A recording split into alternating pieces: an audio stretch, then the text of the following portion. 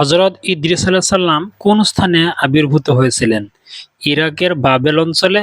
এখানে হযরত ইব্রাহিম আলাইহিস সালাম জন্মগ্রহণ করেন। হযরত ইদ্রিস আলাইহিস সালাম কোন কোন বিদ্যায় পারদর্শী ছিলেন? নাগরিক রাজনীতিতে, যোদ্ধারা 200 শহর স্থাপন করেন। তাছাড়াও দর্শন শাস্ত্রে, জ্যোতির্বিজ্ঞানে। হযরত ইদ্রিস আলাইহিস সালাম কত বছর বেঁচে ছিলেন? 365 বছর বেঁচে ছিলেন। ইনি কোন কালে আবির্ভূত হয়েছিলেন? হযরত নূহ আলাইহিস সালামের পূর্বে পৃথিবীতে আগমন করেন। কোরআন শরীফে হযরত ইদ্রিস আলাইহিস সালামের নাম কতবার এসেছে? মাত্র 2 বার, সূরা মারিয়াম ও সূরা আম্বিয়ায়। হযরত ইদ্রিস আলাইহিস সালামের বিশেষ কি কি জ্ঞান ছিল? সংখ্যা তত্ত্ব, ওজন, পরিমাপ, অক্ষর, গ্রহ নক্ষত্রের গতিবিধি প্রভৃতি।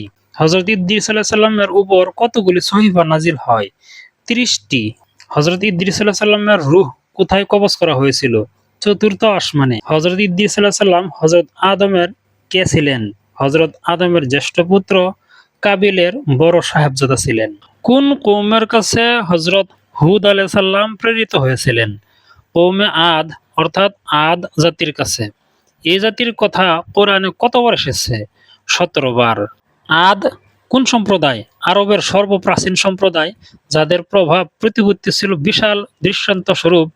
বর্তমানে তাদের নাম নিশানা নেই। এরা কোথায় বাস করত?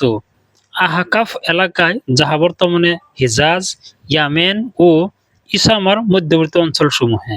হুদ আলাইহিস সালামের কবর কোথায়? হাজারামৌত এলাকায়, মাকালানি নামক শহরে। আদ জাতির কোন ব্যক্তি নকল বেহেশত তৈরি করেছিলেন? সাদ্দাত। হুদ আলাইহিস সালামের কওমের উপর কি ধরনের গজব নাজিল হয়? অনাবৃষ্টি, ঝড় তুফান। কওমে আদ জাতির মধ্যে আযাব থেকে কারা মুক্তি পেয়েছিল? স্বয়ং হযরত হুদ আলাইহিস সালাম এবং তার অনুসারীবৃন্দ ঈমানদারগণ।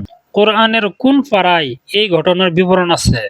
12 পারা, 10 রুকু, 123 আয়াতে। কোরআনে হুদ আলাইহিস সালামের উল্লেখ কতবার হয়েছে? মাত্র 7 বার। হযরত সালেহ নবী কোন কওমের কাছে প্রেরিত হয়েছিলেন? কওমে সামুদের প্রতি। হযরত সালেহ নবীর মুজিজা কি ছিল? বাচ্চা সহ উষ্ট্রী। সামুদ কওম কিভাবে ধ্বংস হয়েছিল? নবী ও আল্লাহর বিরুদ্ধাচরণ করা হেতু আল্লাহর আযাব, কঠিন বিদ্যুৎ বর্ষণ, অভূতপূর্ব ভূমিকম্পন, বিভীষিকাময় চিৎকার দ্বারা তাদের হৃদয় বিদীর্ণ হয়ে মারা যান। সামুদ জাতির ধ্বংসাবশেষ কোথায় দেখতে পাওয়া যায়? আরব থেকে ফিলিস্তিন যাওয়ার পথে মাদায়েন সালেহ নামক স্থানে সামুদ জাতির ধ্বংসাবশেষ দেখা যায়। সামুদ জাতির উপর গজব কেমন ছিল? বজ্রপাতের ন্যায় ভয়াবহ আওয়াজ। কোরআনে হযরত সালেহ আলাইহিস সালামের নাম কতবার উচ্চারিত হয়েছে? মোট 8 বার। সামুদ কওম চাহিদা অনুযায়ী মুজিজা দেখে ঈমান এনেছিলেন কি? কতজন ঈমান আনে? দলপতি জাদ্দাহ বিন আমরু ব্যতীত কেহ ঈমান আনেননি। কতজন মানুষ এই আযাব থেকে রক্ষা পেয়েছিল? স্বয়ং নবী সালেহ আলাইহিস সালাম এবং 120 জন ঈমানদার ব্যক্তি। কওম ধ্বংস হওয়ার পর সালেহ নবী কোথায় গমন করেন? প্যালেস্টাইন বা হাজারামুত বা মক্কা শরীফে চলে যান। আদ ও সামুদের বিশেষ তামাদ্দুন বা সভ্যতা কি ছিল? তারা আকাশচুম্বী প্রাসাদ তৈরি করত, প্রতি সুউচ্চ স্থানে মহল তৈরি করে গর্ব করত, উন্মুক্ত প্রান্তরেও বৃহদাকার প্রাসাদ তৈরিতে সিদ্ধহস্ত ছিল। হযরত সালেহ আলাইহিস সালাম কত বছর বেঁচে ছিলেন? 180 বছর জীবিত ছিলেন।